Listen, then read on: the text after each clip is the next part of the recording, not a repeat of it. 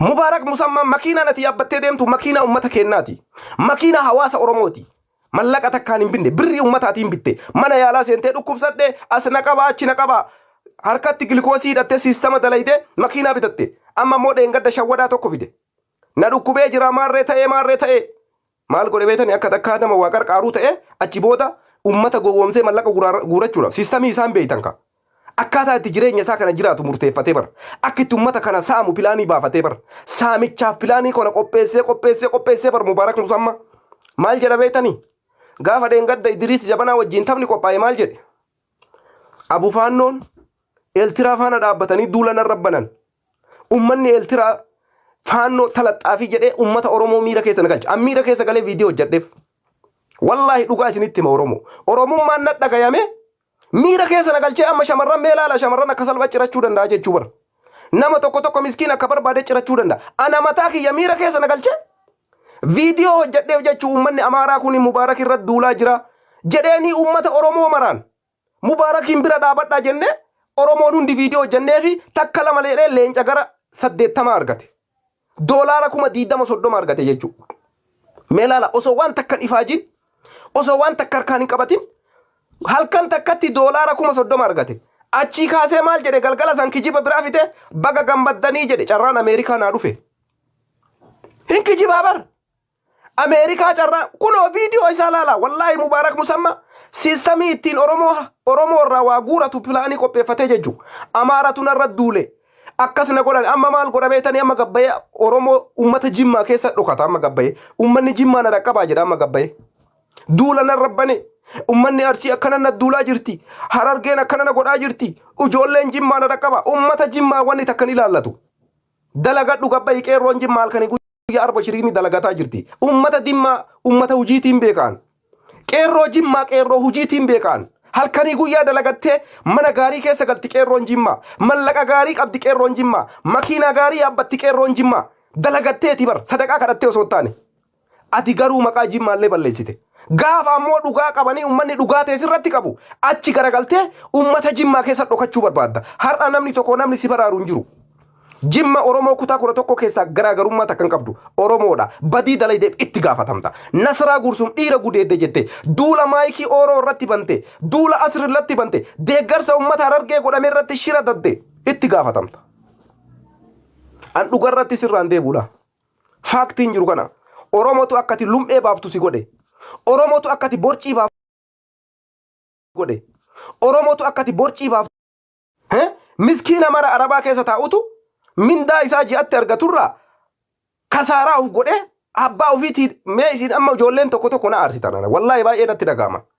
Mubaarak Musammaa akkas godhe haa jedhaniif abbaa faadha kee osoo rakkoo keessa jiran abbaa faadha keetii maaf hin ergine mallaqa leenca achitti buusteetiin hinarraa ittiin inni achi as garagalchee quufeetiin Oromoo ittiin arrabsu kan isarratti darbitu. Haadha keetii yoo ergite abbaan kee du'aa isii godha. Akaakayyuu keetii yoo ergite akaakayyuun kee du'aa isii godha. Rakkataadha yoo ergite rakkataan du'aa isii godha. Mubaarak Musammaa irraa du'aa illee argattu. Abadan du'aa illee siin godhu saan. Foloo takkallee siin godhu du'aa illee siin godhu foloo siin deebisu mataa guyyaa takka dalagatee huccuu biteef hin beeku. Subhanallah. Allahu akbar. Salphinni aganagaa hin jiru. Wirdat. Namni ilmoo dhalchee ilmoo sadaqaan guddifatu Mubaarak Musammaa argeera. Dhugaa isiniif himaa. Ilmoo dhalchee nama sadaqaan guddifatu Mubaarak Musammaa arge. Kana anaan mal madaalchisuu barbaade. Amma takka nurraa sirbiti hin beetanii mire. Warri waan beeyne wallaalaan amma bakka profaayilii kenna gaggaragalchuu gootichattu qabeedhaan. Jegni tuqameedhaan. Gootichi tuqameedhaan amma bakka. Sinii galaa mire. Amma warri waan beeyne kunniin agartanii wallaalaan tokko gabba'ee jegnan nurraa tuqameedhaan. Jegnummaan isaa maali beeytanii? Sadaqaadhaan ilma guddifachuu. Argate? Isaan biratti namni sadaqaadhaan ilmoo guddifatu goota. Amma namni narraa sirbu hedduu jira. Miskiinni tokko kaa waan beekuu bire sammuun isaan baranne nyaatee dhuguu malee. Mubaaraktu tuqameedha bakka dhufe gootichattu tuqameedha. Maal dalage yooti jetteen sadaqaadhaan ilmoo guddifata. Hiikkaa biraan qabu barbaree dibatee ilma guddifata. Naqaqqabaa jedhee gooticha kana bakka gooticha jechuudha. Laali gootummaa mee laali la. Jegnicha jedhan bakka jegnicha. Maal dalagee rasaasa meeqa dhukaasee yooti jettee barbaree fuula dibate siin jedha. Waaw Mubaarak Musammaa jegna. Jegnaa Mubaarak Musammaa maal hojjete?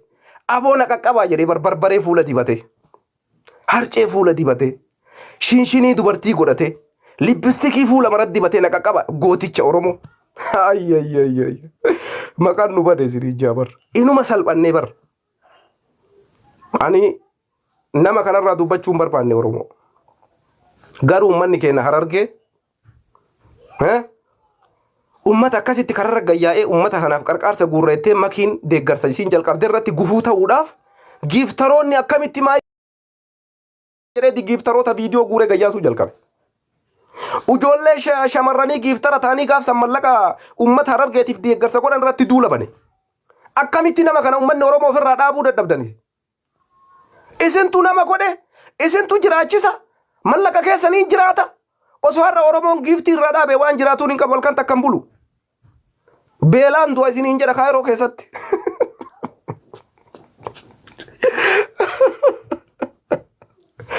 Wallaan dhugaa isinitti baal. Osoo har'a Oromoon giiftii kana barbaree inni dibatu kana Oromoon waa itti kennuu baate. Waan nyaatee halkan takka bulu hin qabu namichi kun dhugaa isinitti baan. Dalagachuu hin danda'u gadi bahee hin dalagatu. Ilmoo Rabbi isaa kenne sadaqaan guddifata. Dunyaan tuni guutuun dunyaa haraamaati. Dunyaan Mubaarak Musammaa ilma isaatiin guddifachaa jiru. Kanarratti sheeka feetan gaafadha. Ilma isaa dunyaa haraamaatiin guddifate. Kanarratti sheeka feetan fida.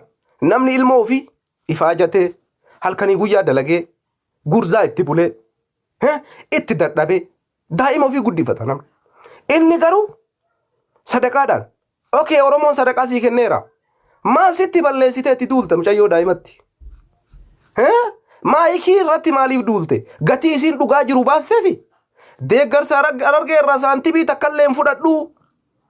Kunoo yaa uummata kiyya iskiriinshutii godheetiniin wanni godhaara jettee mucattiin mallaqa uummata Harargeetii guurame miliyoona 1.3 doolaara 13,000 jechuu.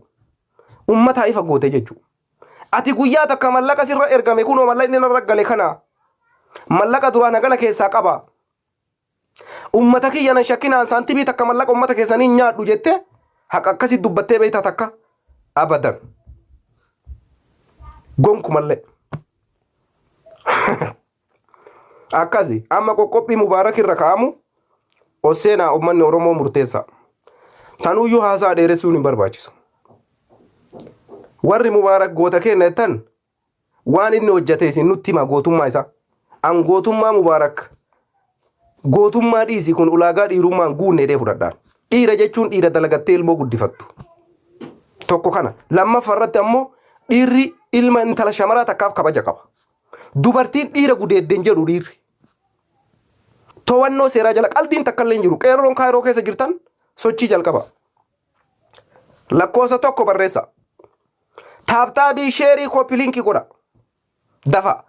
Osoo amma isin argu sheerii fi koppiliinkii 1000 takka galcha. Ol isin galcha amma taraan teessanii. Waan qoqqophii